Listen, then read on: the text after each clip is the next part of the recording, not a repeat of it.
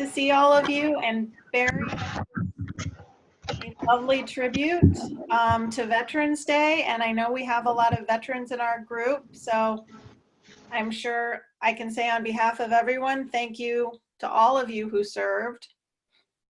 We wouldn't be quite in the same place without you, so your service is much appreciated, and thank you, Barry, for that timely music. So I'm coming to you live from Peoria, Arizona today. And I know you will be patient and understanding if we have any glitches in the service, though my fingers are crossed that we will not. And I'm Roz Cook, and I'll be leading the service today. Thank you all very much for joining us. I have gotten strangely used to these Zoom services, and I have to say, I feel very connected each Sunday when we are together. Seeing everybody's face really makes me know that I'm part of this community. So I appreciate it very much that you all show up, and I hope everybody feels some sense of that love and care when we're on here together. It's been a good thing. So welcome to the post-election season. I'm very glad I can say that. It seems a very appropriate time, perhaps, to be talking about prayer. And maybe I shouldn't get too political here, and I will try to steer myself away from that edge. But truly, the change that is coming could have been have a teeny tiny bit to do with prayer. I've heard a lot of people say, you know, oh, my prayers were answered. And I thought, well, in my belief system, it had a lot more to do with action than prayer, but I'm very much looking forward to hearing what Sharon Moore has to say about UUs in prayer today. I think it's going to be an awesome service because it's a bit of a mystery to me, so I look forward to gaining some understanding. And if there's anyone in our congregation who's capable of logical and coherent thought, it would be Sharon, who's a teacher and an educator, as well as just a deep thinker. So with that said, here are my opening words. Whatever its form, prayer also creates an internal shift. As renowned theologian Reinhold Niebuhr noted, prayer does not change things. Prayer changes people, and people change things. Prayer is not hearing voices. Prayer is acquiring a voice.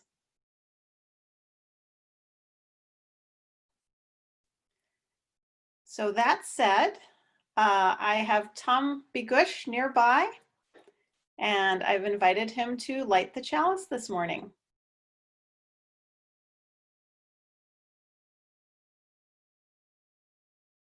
Can everybody hear me okay?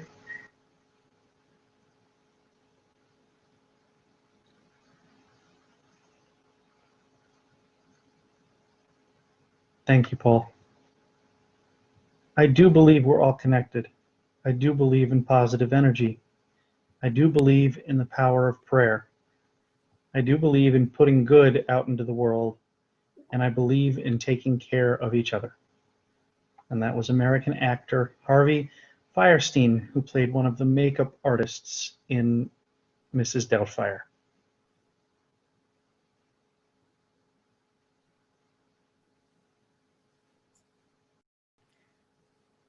Thank you, Tom. I'm glad you're all comfy there on the couch. All right, now I would like to invite everyone to join me in a unison reading of our covenant. It will appear on the screen in the moment. As you know, our church doesn't teach dogma or cling to any specific beliefs about God or gods, but we do make promises to ourselves and to each other when we come together on Sundays. So even though you won't all be heard, I encourage you to read along with me when the covenant appears on the screen. Love is the doctrine of our congregation. The quest for truth is our holy right, and service is our prayer. To dwell together in peace, to seek knowledge and freedom, to serve humankind in friendship. Thus do we covenant.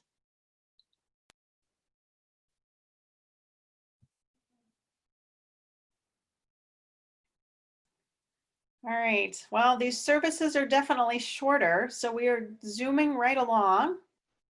Oh, and I didn't even mean that as a pun, but I guess it sort of was. So we have now reached the point where we talk about money. We politely call it an offertory.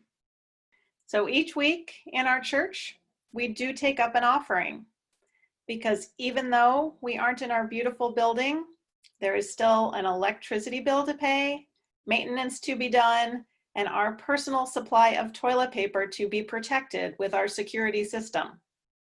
Many people are working hard to take care of our church space, so there are definitely bills to pay.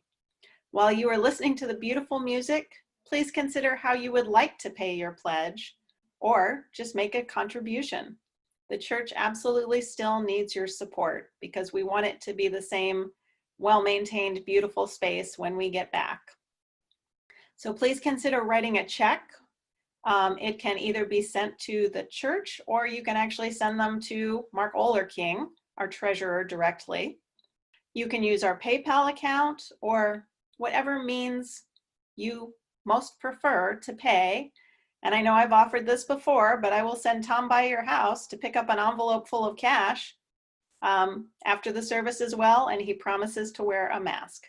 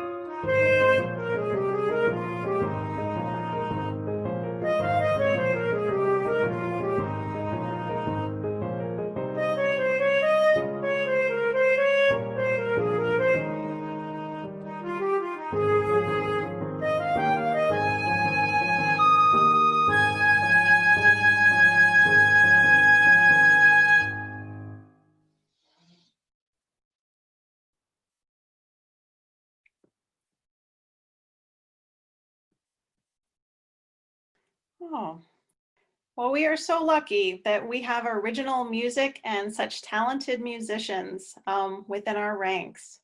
Thank you, Rocky. So now I would like to welcome Sharon Moore back to our Zoom stage. She has been a member of our church for a very long time, and I know that she and David also attend Beacon UU Church in Flagstaff when they're up in Munns Park in the summer. Sharon is now the chair of the RE program, since her gifts are not currently needed in hospitality. And I am delighted to welcome her back to our virtual pulpit to share her thoughts on UUs and prayer. Thank you, Roz.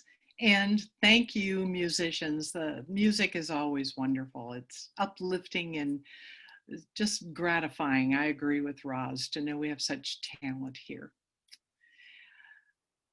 To get started, I've spoken here more than once about my spiritual journey. Having finally identified as an ignostic, not agnostic, UU with Taoist leanings, I continue to do my morning readings and meditation, and as I wrote in the July 2020 West Valley UU Times in my review of Simply Prayer, I've added in prayer as well. Agnostics, by the way, say the terms agnostic and atheist are words from the dominant religions. Each of those words require that there's a God to be unsure about or not believe in. Agnostics say, since there is no God, you cannot say that I doubt or don't believe in what doesn't exist. But back to our topic. Prayer? I know, I kind of got shivers myself thinking about it. After all, like many of us, I was reared with prayer, big time. I even set up a little altar in a corner of my bedroom back when my ambition was to be a medical missionary to the Amazon River Zone. By the way, in case you're wondering, that didn't work out. For me, apart from the memories of praying in church and outside of it, the word itself is laden with religious stuff. I grew up with prayers at church, bedtime prayers, and of course, prayers before meals. As new parents, David and I talked about wanting our children to take a moment, a pause to reflect on and be grateful for the fact that they had food, to realize the blessing that they had in our home. So we decided on saying the little quickie blessing that my family had used. Father, we thank you for this food, life, health, and everything good. We never really talked about the prayer. We just said it before dinner each night, a pause to acknowledge our gratitude. Son John must have been about 4 when we turned the task of leading us in the nightly blessing over to him. One evening, we just sat down and dutifully bowed our heads for John to give the blessing when he asked a question. Who made dinner tonight? David answered, Mama did. Okay, he said, Mama, we thank you for this food, life, health, and everything good. Well, I guess we did okay in our parenting with him not thinking Father was the big guy in the sky. As card-carrying UU since the 1980s, my rejection of praying to a higher power is a given. UUs don't pray because the definition of prayer depends on a supernatural entity, an entity many of us reject. I, ever on a spiritual journey, was intrigued. Prayer was a relic discarded when I left Christianity. UU prayer beads that I'd read about were even more suspect, associated with the mumbo-jumbo of shamanistic practices in religions like Catholicism that I also rejected. In one of my dictionaries, prayer is a solemn request for help or an expression of thanks addressed to God or an object of worship. Synonyms include invocation, intercession, supplication. Well, I went hunting for prayer and Unitarian Universalism. After all, each Sunday we say service is our prayer. And David and I even did a reflection on that topic after we did our 2-week service project in Cuba. I was fully surprised to find so much out there on prayer and UUs. A substantial number of UU ministers admit to praying and that they think the practice a good one to have in one's spiritual practices bag.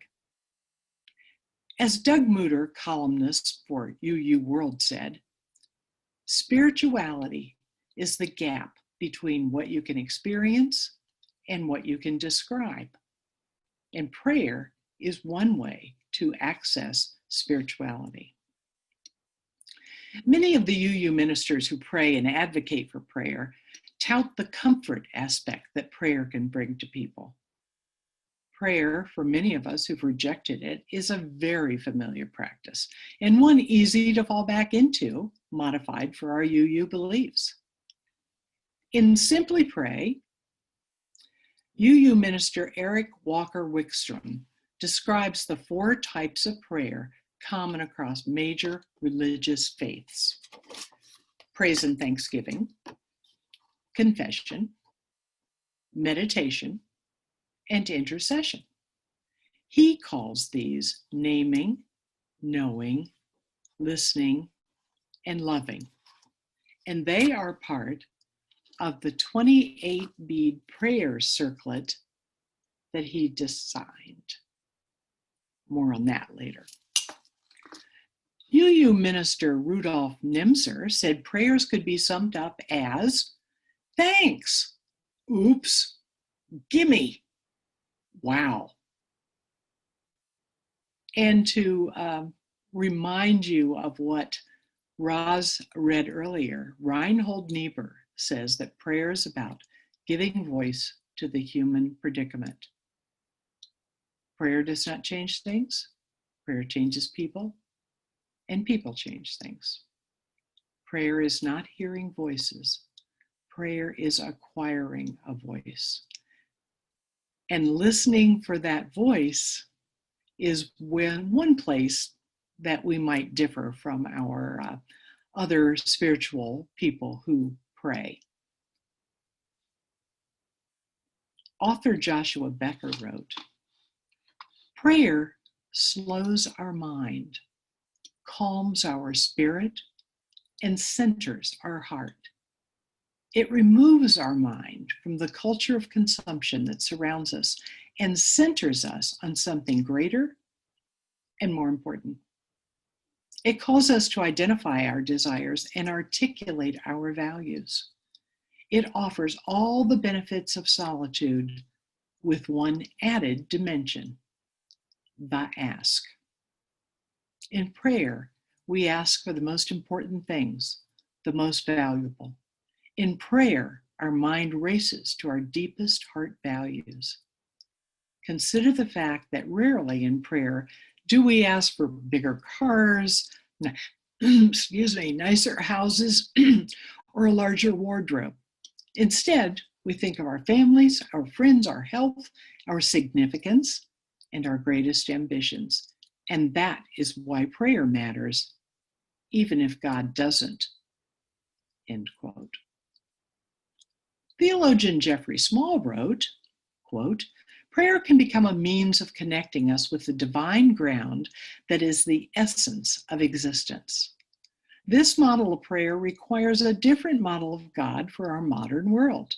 If we conceive of God as the creative power that gives rise to existence itself, rather than a supernatural being who resembles Zeus on Olympus, then God encompasses and is the source of the physical laws that govern the universe, as well as space, time, matter, and energy that define the universe." End quote.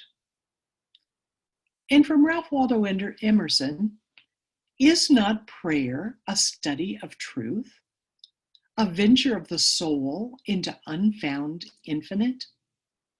No one ever prayed heartily without learning something." End quote. Now, my objections to traditional prayer are many. As stated earlier, as an agnostic, I don't believe there's an entity to pray to. Another reason for rejecting prayer is the rote nature of the same prayer. "Our Father who art in heaven, now I lay me down to sleep. Father, we thank you for this food." Rote translates to meaningless. Also, prayers are typically recited, but never thought about or talked about in depth, or even followed by silent reflection on the words just uttered. So I'm admitting now, I pray? How did that happen? Well, I came across Wikstrom's Simply Pray book and read it as part of my morning meditation. I was already doing morning readings and writing about them, and was taken with Wikstrom's description of UU prayer beads as a focusing tool. I immediately jumped to the little I knew of the rosary Catholics and other religions use. However, this was different, not rote like the rosary. Rather, this was meant to enhance my other spiritual practices and living my UU principles. We say we're part of a living tradition, and that's what UU prayer beads are for, too. Wikstrom makes the case for prayer for UUs by giving us the venerable history of prayer and describes the variety of prayer purposes. Through the millennia, different religions have used beads as a way to focus their attention on the sacred. I was surprised at how widespread the practice is, and that the Catholic use of the rosary, introduced by St. Dominic in the 12th century, is a relative Johnny-come-lately to the prayer bead scene. And now we can add UUs to the latecomer list. In Simply Pray, Wikstrom describes how to make your own prayer beads, as well as how to access the kinds of prayers he describes for each of the 28 beads strung together in a circle. I didn't make my prayer beads. Instead, I went to Etsy and found a lady who makes UU prayer beads. You've got to love capitalism. My prayer beads consist of an embossed silver, I'm trying to find the camera, an embossed silver bead that is the beginning and the end. There are 4 smaller beads made of olive wood and Chinese red beads, red jade, and then 5 more olive wood beads to transition to the next prayer bead. I begin and end with this silver bead for centering.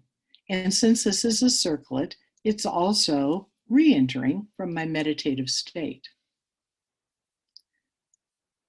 When I look at this and I'm centering, I see the whorls and the light and the dark colors with the ridged and flat areas, and think of this bead as the complexity of the world I'm leaving for a short time. Then at the end, it is my re-entering bead into my everyday life from the prayers. The 4 large red beads indicate the types of prayers, the 4 types. To enter on the first small beads, I say, breathing in, I relax body and mind. Breathing out, I am. Dwelling in this present moment, I realize it's the only moment. And I pause to consider what my words mean. I become present. I reflect. The I am, I'll explain a little bit later, but that's your true self. So I'm leaving this world and going into my meditative state. Similarly, when I exit on the 4 small olive beads at the end, I say, I'm only one, but I am one. I cannot do everything, but I can do something. Because I cannot do everything, I will not refuse to do the something I can do. Then I hold the large silver bead and, seeing its complexity, re-enter my life for the day. Again, I reflect on the words I just said and imagine how that will play out in the day ahead. Wikstrom says to use large beads for the 4 purposes: naming, knowing, listening, and loving. He says that most often in other religions, people's prayers are focused on just one of these. But he wants UUs to use their prayer beads to include all 4 in one sitting or across the day. But all 4 types of prayer make a complete package. To move from one type of prayer to another, I navigate the 5 small beads to transition from one kind of prayer to the next kind of prayer.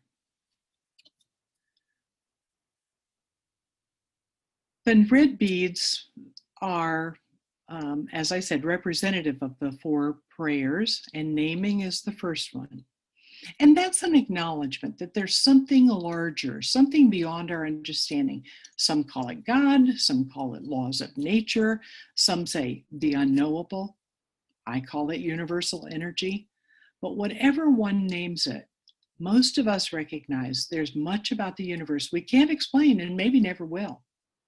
Science tells us that even non-living things have actively moving protons and so on, and thus we're connected to everything in existence on Earth and beyond. The naming bead reminds me that we are part of the interconnected web of all existence. Knowing, the second bead, is praying about one's slips, foibles, sins, if you will. The knowing prayer is a confession of sorts, an acceptance and honest admittance of one's failings. Recognizing what we need to work on is necessary if change will happen and we become better people. Because I'm a UU, I couldn't let this one stand all by itself, as Wikstrom described it. I'm full of flaws, believing I'm a reincarnated soul back on Earth to work on them again. I decided to add in on this bead the strengths I also possess that I can use for the greater good.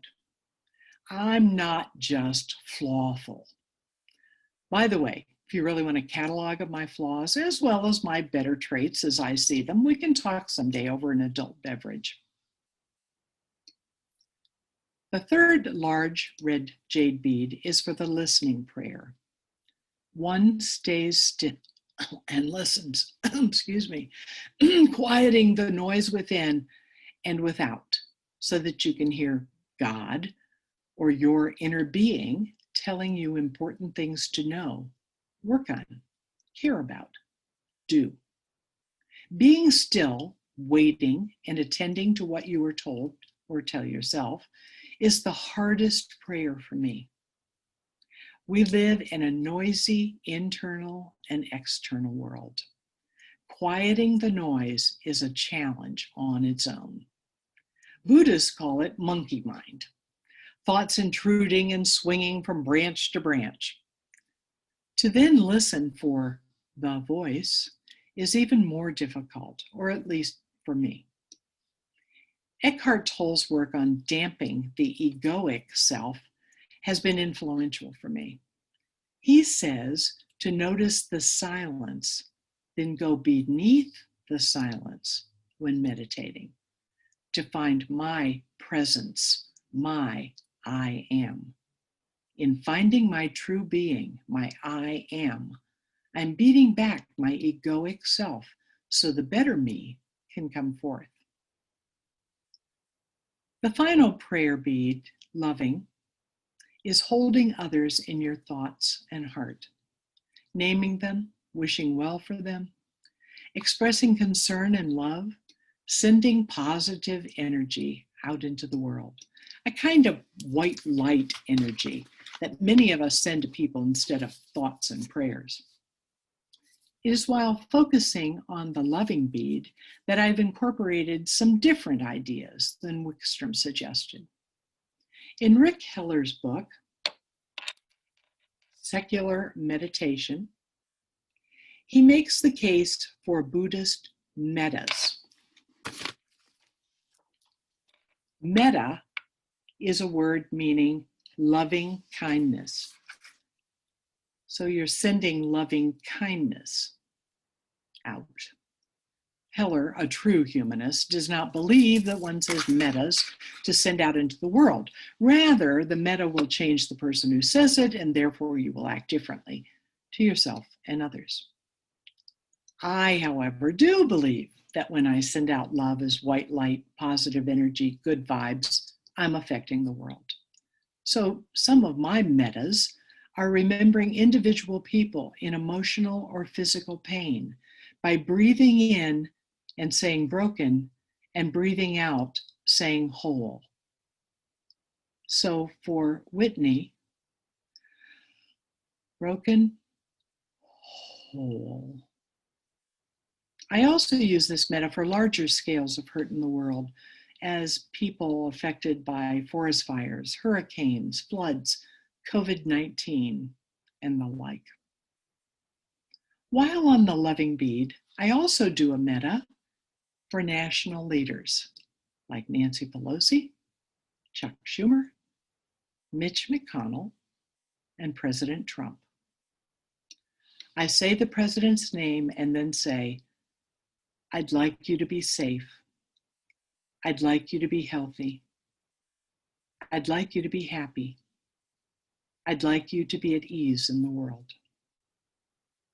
I have no way of knowing if my positivity affects anyone, but it's one way I can live UU Principle 1.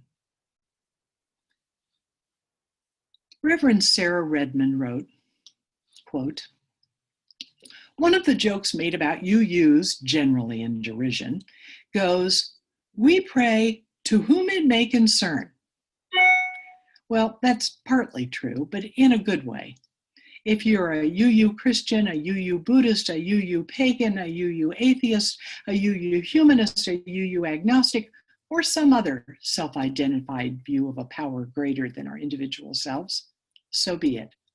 Just be whatever you are consciously, with knowledge and intention. Whether you call it prayer or meditation, use that time to be the best you are. End quote. I do not pray to anyone. I pray about myself and others. That's the difference that makes prayer acceptable to me. Gosh, I wish there were a different word for what I do. Thank you very much.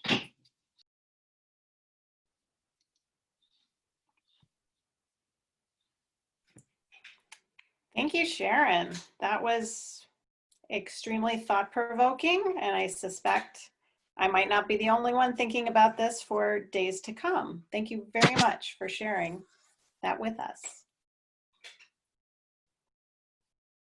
Okay, the next piece that we get to do together is the reading of our mission statement. That will appear on the screen, and I encourage everyone to read along.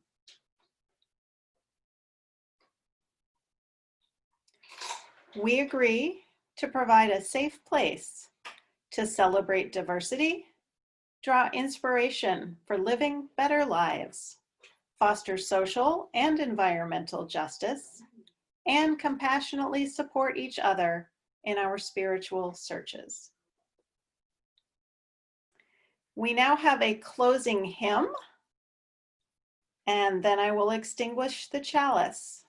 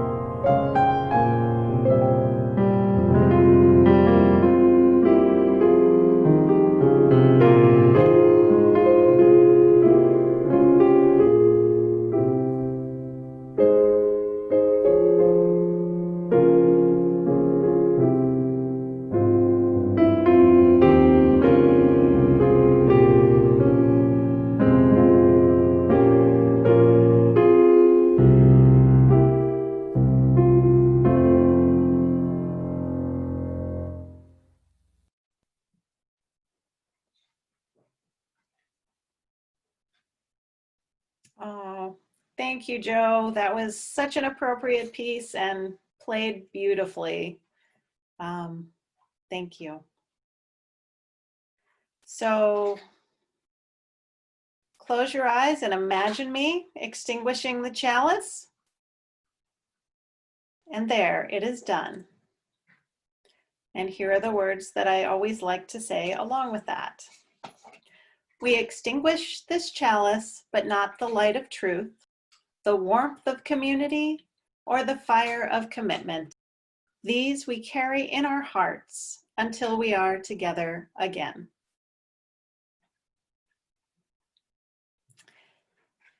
And we will have the postlude music followed by the ending of the recording and then our joys and concerns off record.